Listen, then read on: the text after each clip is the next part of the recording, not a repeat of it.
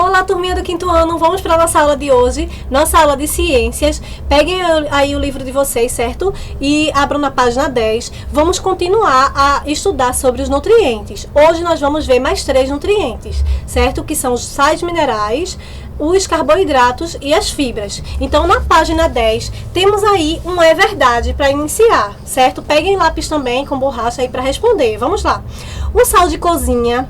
É verdade, o sal de cozinha usado como tempero é um tipo de sal mineral obtido pela evaporação da água do mar em depósitos chamados salinas. É verdade ou não? Sim, é verdade. Escrevam aí.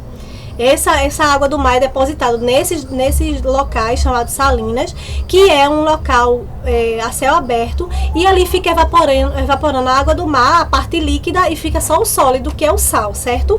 Então, os sais minerais, eles são necessários em quantidades pequenas, mas a falta deles também pode ocasionar problemas sérios de saúde, como o aumento da pressão sanguínea, a anemia e problemas na tireoide. Então, tem que ser uma quantidade ideal. Nem mais, nem menos, certo?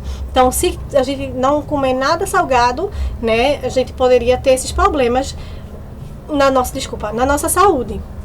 Então, temos aí os sais minerais presentes, como no cloreto de sódio, por exemplo, que é o sal de cozinha.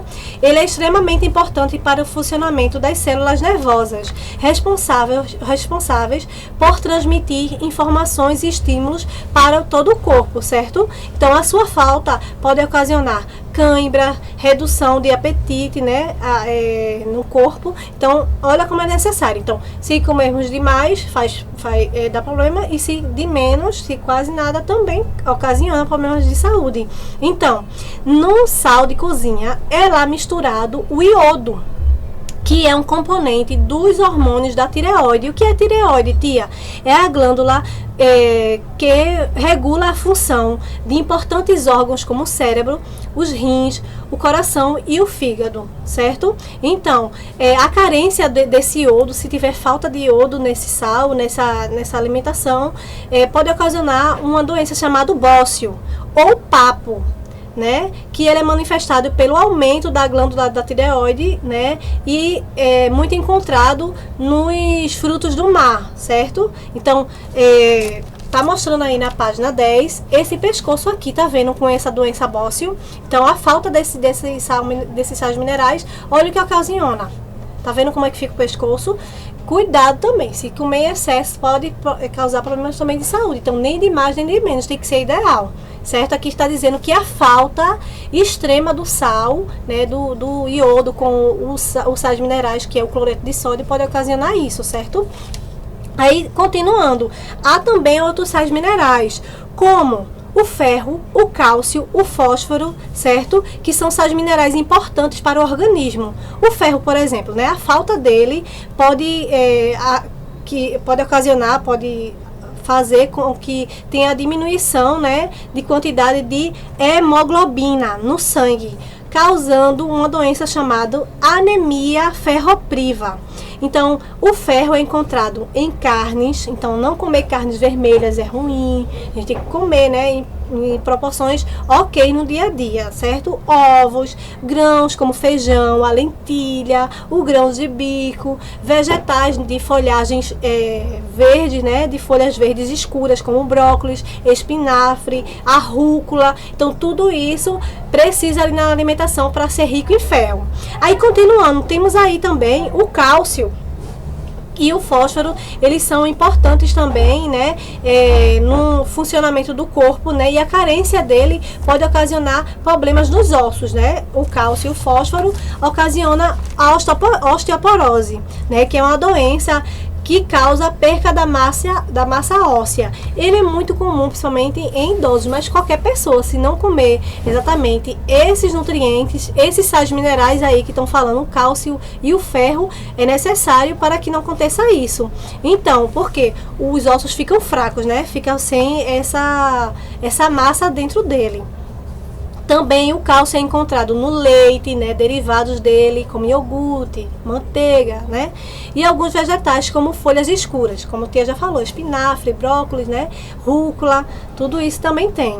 O fósforo também é encontrado em leite e derivados de carne e grãos.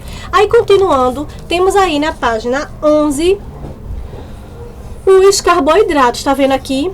Aqui temos aqui uma batata, a imagem da batata, do milho, aqui de pães, certo? O macarrão e aqui do amido. Aí tem aí as alimentações que tem esses carboidratos. E o que é carboidratos, tias? Eles são nutrientes que nos fornecem energia. Vocês já perceberam que de manhã a gente come aquele pãozinho com queijo? O pão tem o amido, né? Tem esse carboidrato aí que fornece energia. Aí o cuscuzinho, aquele cuscuz com manteiga, com galinha, fornece energia, né? Aí na hora do almoço, aquela batata, né? Que mamãe cozinha ou frita, né? Se for cozinhada até melhor. Cozida, né? E tem o macarrão aí que é a massa. Então, eles são alimentos necessários e presentes que fornecem energia, que são os carboidratos. Então, tem os carboidratos que tem a sacarose, né? Que eles são ricos em açúcar, como a cana-de-açúcar, por exemplo. Temos também o arroz, né, alimentos ricos em carboidratos, como os arroz, batata, trigo, aipim, que é a mandioca, e frutas e o açúcar. Então, eles são muito presentes a sacarose, como eu estava dizendo, que é a parte mais doce, certo? E tem também alguns alimentos que são ricos também em amido, né? O amido de milho, por exemplo, certo? Então, o trigo, a batata, a mandioca, o arroz e o feijão, eles são ricos em amido. Que também tem presente também um carboidrato, uma porção de carboidratos. Então, o macarrão, as massas em geral e o pão são alimentos ricos em amidos, pois na fabricação desses produtos utiliza-se o trigo, certo? Então, tem aí falando sobre os carboidratos. Aí, continuando na página 11, tem aqui um jogo rápido que eu quero que vocês respondam aí em casa. A tia vai explicar rapidinho ele para vocês, certo? Vamos lá. Jogo rápido. Nós vimos até aqui o quanto é importante ingerir uma alimentação variada para ter o corpo saudável. Nos itens a seguir, você deverá completar as lacunas da forma que julga adequada, certo? Para isso, use as palavras do quadro abaixo. Então, aqui tem um quadro e vocês vão responder aí as frases de acordo com essas palavrinhas que vocês acham adequadas. Agora, presta atenção que tem coisas que vai dar dica. Presta atenção.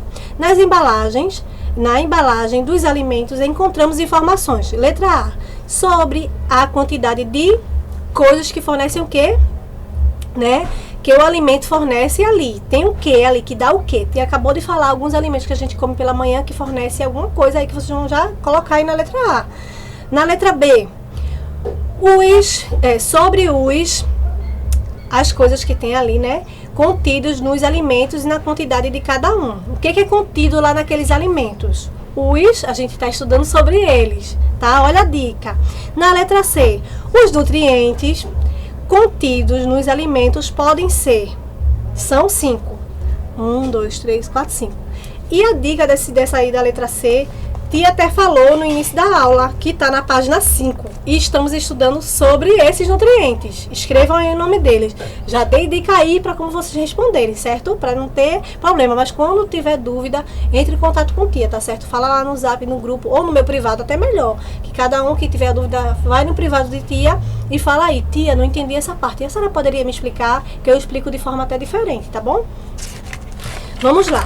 Para terminar, vamos para a página 12. Temos aí os bons carboidratos, que eles são complexos. O que são isso, tia? São aqueles alimentos que são completos. Por exemplo, né? Eles, quando são retirados ali, são exemplos de alimentos que vão inteiros, como o feijão, a lentilha, o trigo, o arroz, a soja, a aveia. Então, são farinhas integrais. Então, são usadas para fazer pães, grãos e massas integrais que vão casca, né? Vai tudo ali necessária para o nosso organismo, certo? Eles são completos, certo? São chamados de integrais. Geralmente, os alimentos integrais têm um gostinho até diferente. E os carboidratos ruins, eles são simples. Na realidade, a gente não pode comer esses carboidratos, tia, pode, né? Eles existem aí, né? Então, mas a gente deve ingerir ele no nosso organismo em pouca quantidade.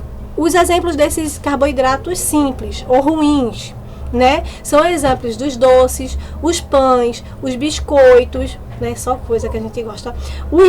As sobremesas feitas de farinhas, né? Retiradas como arroz branco, né? Refrigerantes, bebidas doces, né? Tudo isso, então, a gente deve evitar, tá bom? Que são carboidratos ruins. Comida em excesso pode fazer com que o corpo inche, pode, né, dar aquela obesidade. Então, a gente deve comer tudo moderadamente, né? Tudo que é gostoso a gente gosta, né?